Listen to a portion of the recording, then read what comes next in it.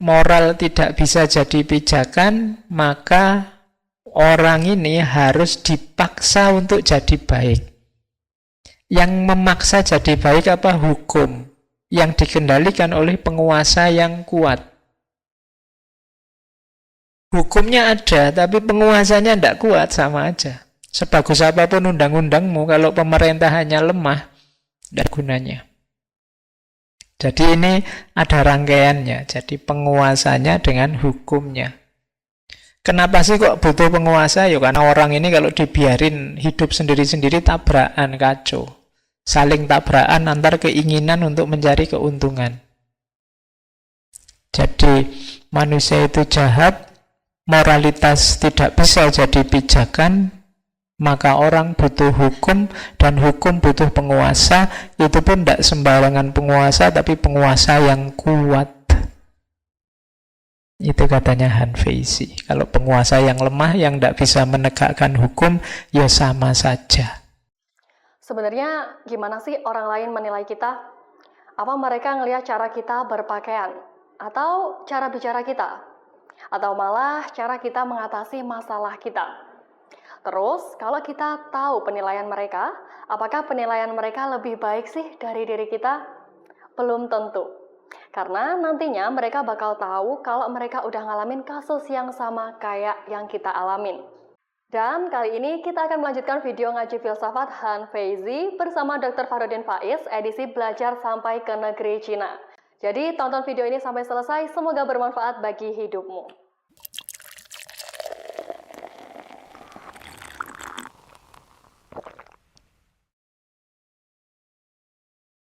Tadi saya sebut namanya legalisme. Jadi legalisme itu berarti fokusnya pada legal. Legal itu maksudnya hukum. Yang belajar kajian Islam kadang-kadang ada istilah fikih sentris. Nah, itu kayak legalisme ini. Jadi fokus pada ajarannya. Asumsinya apa? Aliran legalisme yang dikembangkan oleh Han Feizi ini. Han Feizi ini bukan orang pertama yang mengajarkan legalisme. Sebelumnya ada gurunya. Gurunya namanya Zunji. Sebelumnya saya ingin ngangkat Zunji, tapi teorinya lebih lengkap di muridnya, Han Feizi. Jadi asumsinya kebalikannya Mencius minggu lalu. Kalau Mencius kemarin manusia itu kan hakikatnya baik. Kalau Han Feizi, manusia itu dasarnya jahat dan egois. Jadi hakikatnya jelek. Manusia itu lahir begitu akalnya jalan, yang dia kejar dua, yang menyenangkan dirinya dan yang menguntungkan dirinya. Bahkan sejak lahir juga nyari enak, nyari untung. Bayi itu kalau tidak enak ya nangis. Tidak bisa kok bayi disuruh sabar ya tidak bisa. Tidak cocok ya nangis. Secara natural dia nyari seneng, nyari enak.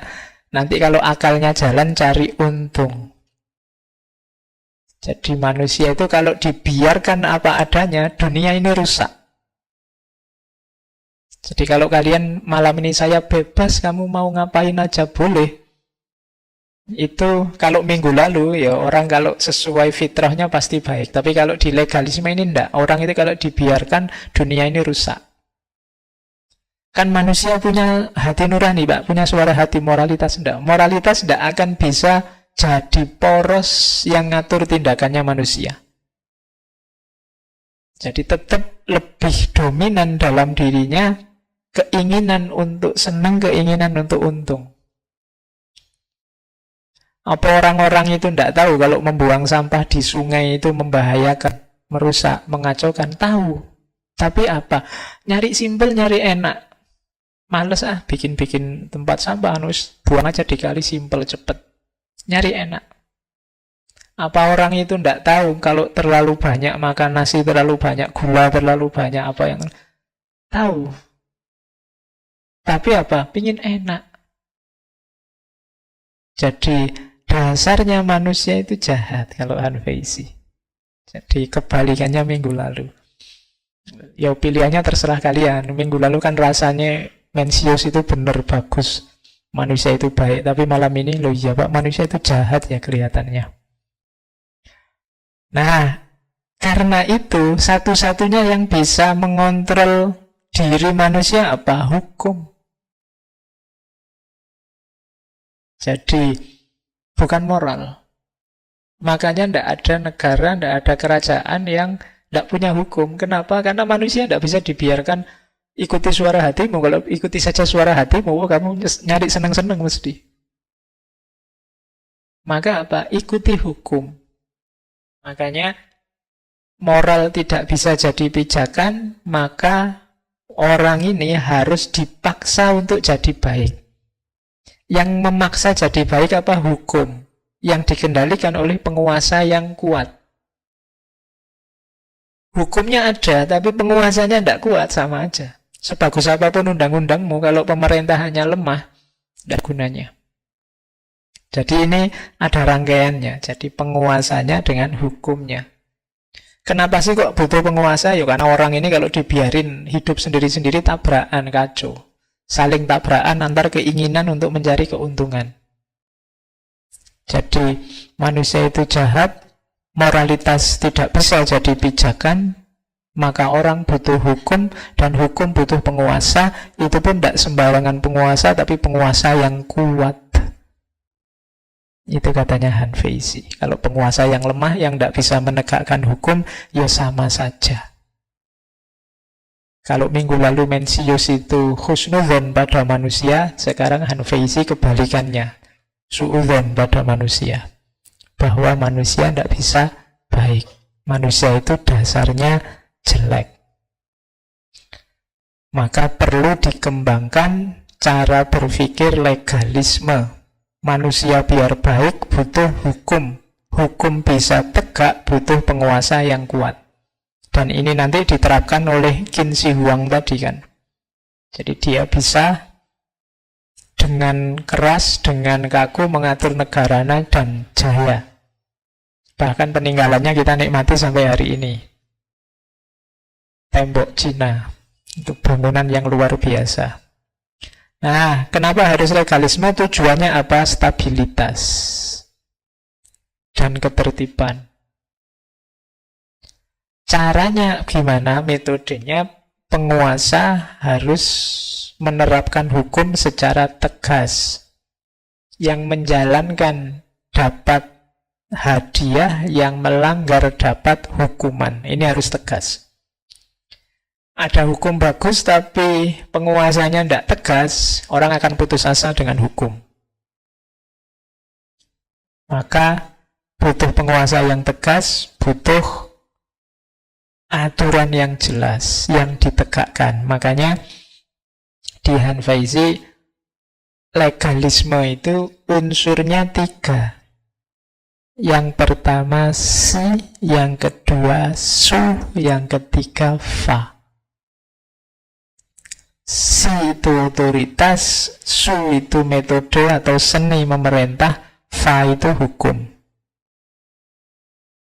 Jadi yang pertama harus ada si, penguasa yang kuat, yang punya otoritas. Jadi yang dipatuhi, yang disegani, yang punya wibawa, yang punya karisma, yang punya kuasa. Butuh ini. Kalau pemerintahnya tidak disegani, pemerintahnya tidak punya wibawa, tidak dianggap punya otoritas, tidak ada gunanya hukum. Maka yang pertama harus ada si. Maka pilihlah pemimpin yang punya si, punya otoritas, punya kekuatan, punya daya, yang membuat orang patuh. Yang kedua su. Tidak cuma punya otoritas, tapi dia juga harus cerdas, mampu mengelola pemerintahan. Punya strategi-strategi untuk menerapkan hukum, itu namanya su. Jadi ada penguasanya yang dia punya otoritas, yang kedua dia menguasai seni pemerintahan. Itu namanya su. Jadi penguasanya bagus, tapi kemampuan su-nya jelek. Itu nanti rumit juga. Karena tidak akan jalan penegakan hukumnya. Kalau bahasa hari ini si itu mungkin dekat ke leader, kalau su itu dekat ke manager, cara mengatur. Kalau si itu cara memimpin. Yang terakhir fa. Kalau fa itu hukum. Jadi hukum itu berarti isinya apa? Reward dan punishment. Balasan atau hukuman. Orang salah harus dihukum, orang baik harus dapat fasilitas, dapat kenyamanan. Kalau ini tidak jalan, seperti apapun negara itu akan lemah. Jadi hukum harus jalan, untuk bisa jalan harus ada pemimpin yang mampu memerintah, yang mampu memimpin. Jadi ini si, su, fa. Nah, implikasinya apa? Itu teori dasarnya yang dipakai oleh Qin Shi Huang tadi dari Han Feizi. Ketika orang hanya fokus pada hukum, nanti ya berimplikasi kalau di tulisan-tulisannya Han Feizi. Yang pertama, implikasi ke pendidikan. Zaman Qin Shi Huang dikenal banyak eksekusi pada ilmuwan-ilmuwan, pada ulama-ulama zaman itu, ulamanya sana. Pada buku-buku, pembakaran buku-buku. Jadi demi ideologi negara, buku-buku yang tidak cocok sama hukum sama negara ya dimusnahkan. Ilmuwan-ilmuwan yang gagasannya tidak sesuai, gagasannya tidak nyambung sama ideologi negara, yang suka ngeritik, suka melawan, harus disingkirkan.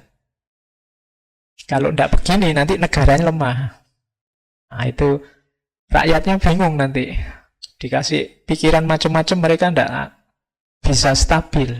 Jadi yang suka ngeritik, suka singkirkan aja. Itu strategi zaman itu. Buku-buku dibakar.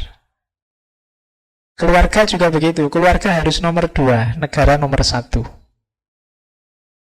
Kalau negara butuh anggota keluarga, harus diberikan.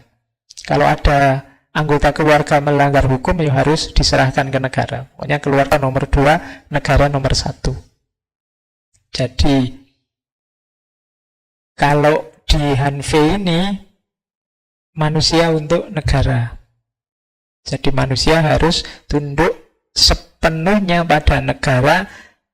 Kebebasannya harus diserahkan ke negara, karena timbal baliknya negara akan mensejahterakan dia. Jadi logikanya seperti itu. Makanya terus dikenal sebagai legalisme.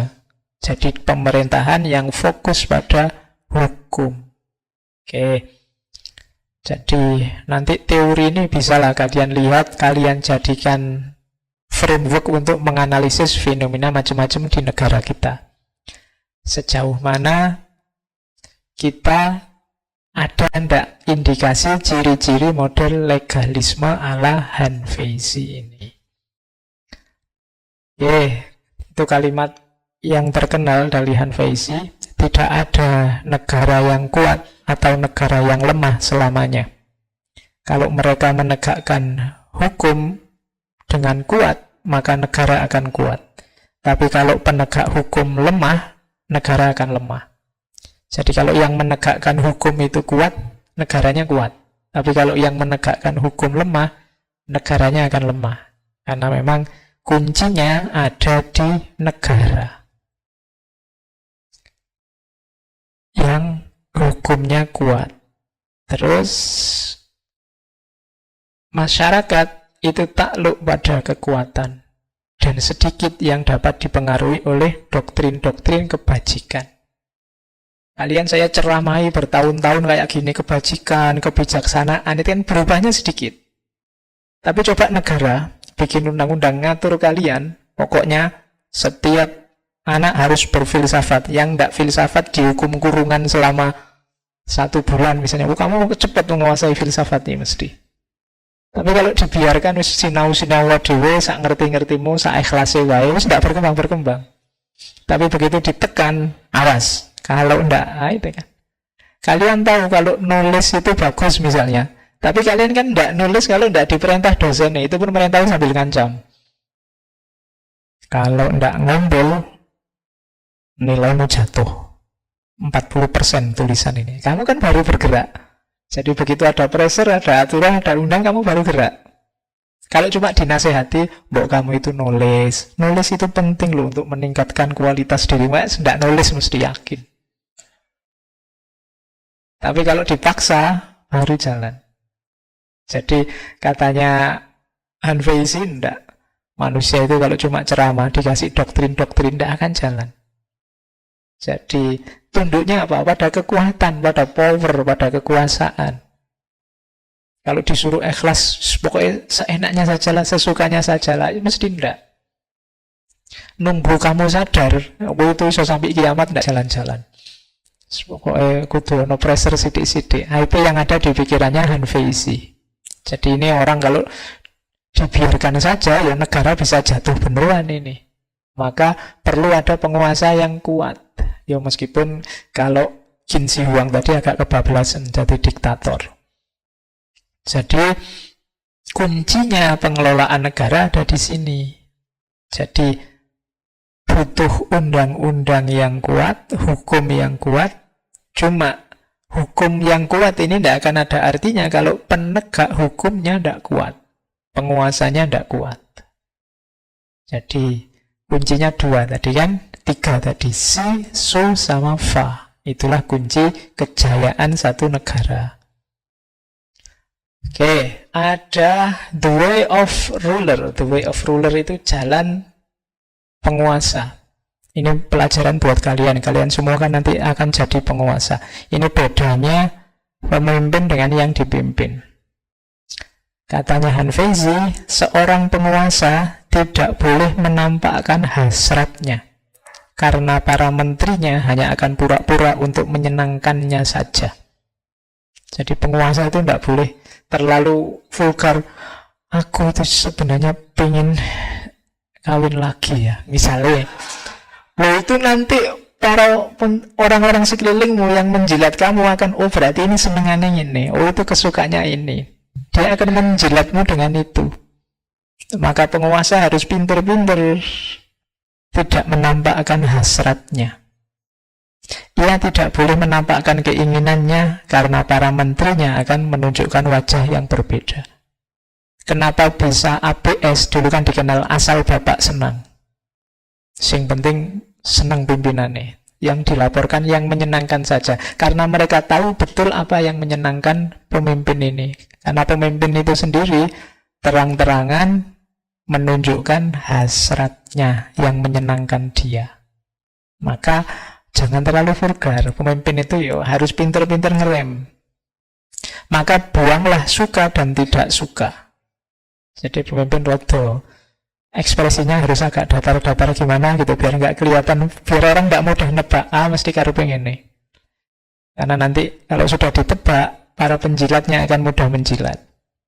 Buanglah suka dan tidak suka, para menteri akan menampakkan wajah asli mereka. Sisihkan sebentar kebijaksanaan dan para menteri akan berhati-hati dengan langkah mereka. Ya di sekeliling raja orang pintar banyak. Rajanya sendiri pintar, tapi rajanya jangan ngumbar kebijaksanaan. Karena kalau dia ngumbar kebijaksanaan, yang bawahnya tidak mikir nanti. Kayak didikte. Yang itu orang pintar semua, biarkan optimal keluar semua kemampuan mereka. Nah, itu yang disebut sisihkan kebijaksanaan. Karena itu, meskipun seorang raja bijaksana, sebaiknya ia tidak menunjukkan arah kebijaksanaannya, namun membuat semua orang tahu posisinya. Jadi, raja yang bagus tidak harus dikte misalnya mahasiswa itu harus bla bla bla bla, tapi membuat mahasiswa itu sadar posisinya dan melakukan yang terbaik dirinya sebagai mahasiswa. Jadi, maksudnya itu. Di sekeliling raja ini kan orang potensial berbakat semua. Jadi biarkan orang sekelilingnya sadar posisinya.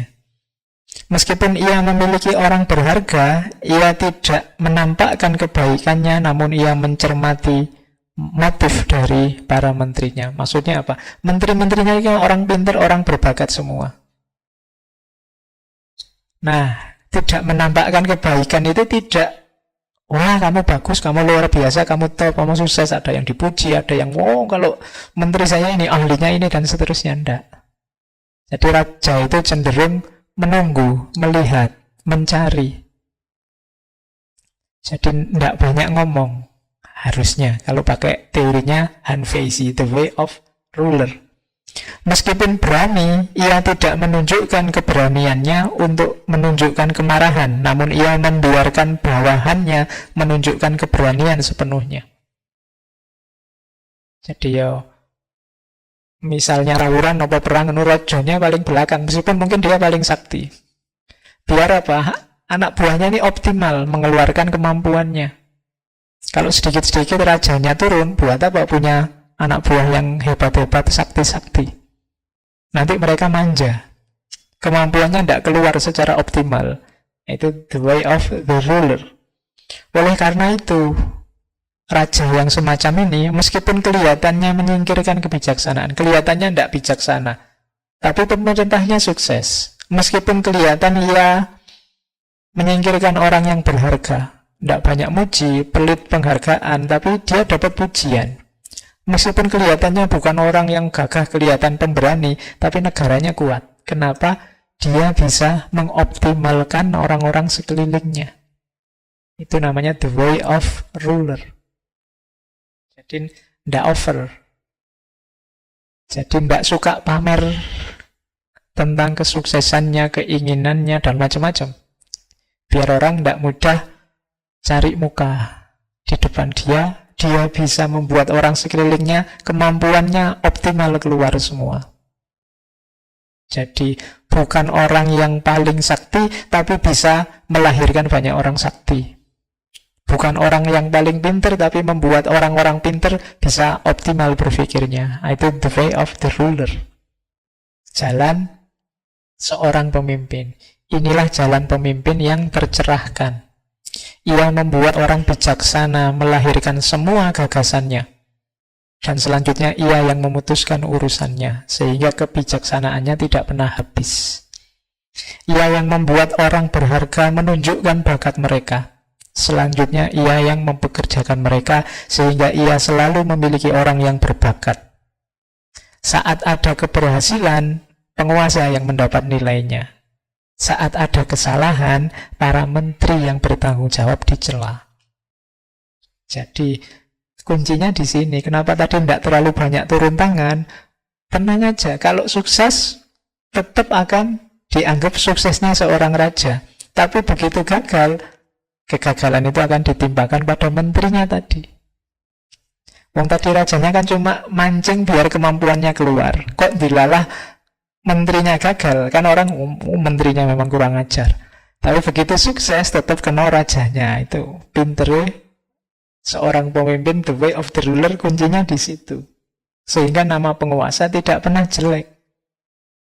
Oleh karena itu seorang penguasa bukan orang yang berharga itu sendiri, tapi dia adalah pemimpinnya orang-orang yang berharga. Dia bukan orang yang bijaksana, tapi dialah yang menentukan pemikiran bijaksana mana yang dipakai dan mana yang tidak dipakai. Misalnya ada gagasan A untuk membuat negara ini makmur. Ini kan bukan gagasan rajanya, gagasan filosof yang itu. Begitu diterapkan, kalau sukses yang dapat pujian rajanya. Tapi kalau gagal, oh filosof itu mikirnya memang kacau. Yang disalahkan filosofnya. Itu the way of the ruler. Jadi Han Fei memberi nasihat pada rajanya, lakukan ini. Kemudian ada 10 kesalahan. Nanti kalau kalian jadi pemimpin, perhatikan ada 10 kesalahan yang jangan sampai kalian lakukan kalau tidak ingin runtuh. Yang pertama, memberikan loyalitas untuk hal remeh dan mengkhianati loyalitas yang lebih besar.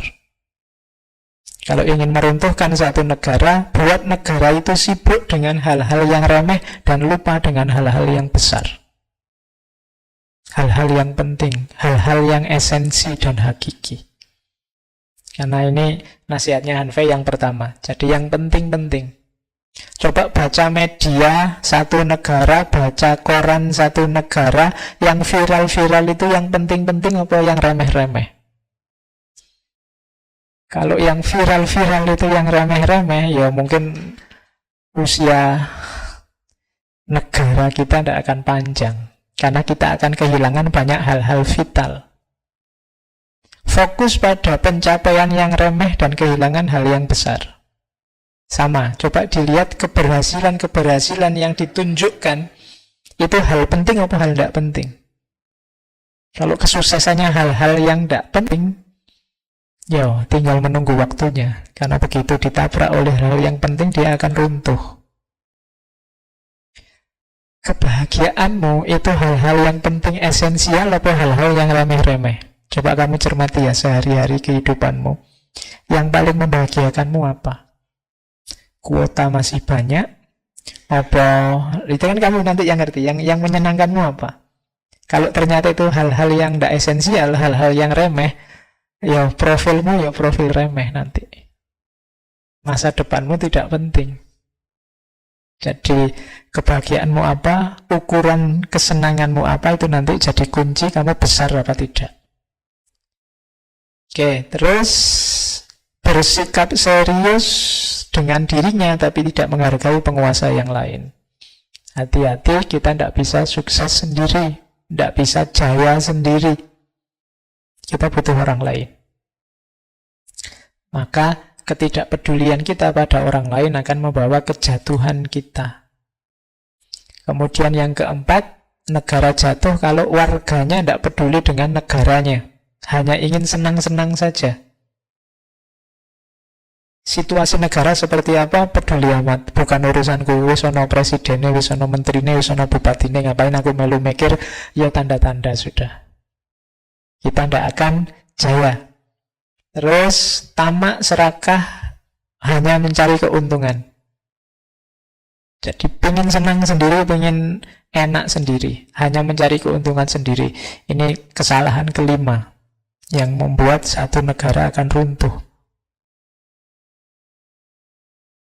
Yang keenam, mudah terlena oleh perempuan, musik, mengabaikan urusan negara sehingga mengundang bencana, menghancurkan negara. Ini kalimatnya Hanfei ya, ini sebenarnya mirip kayak tadi, terlena dengan hal-hal duniawi. Ya, di situ pakai istilah perempuan. Ya kalau berarti sebaliknya, kalau perempuan berarti mudah terlena oleh laki-laki.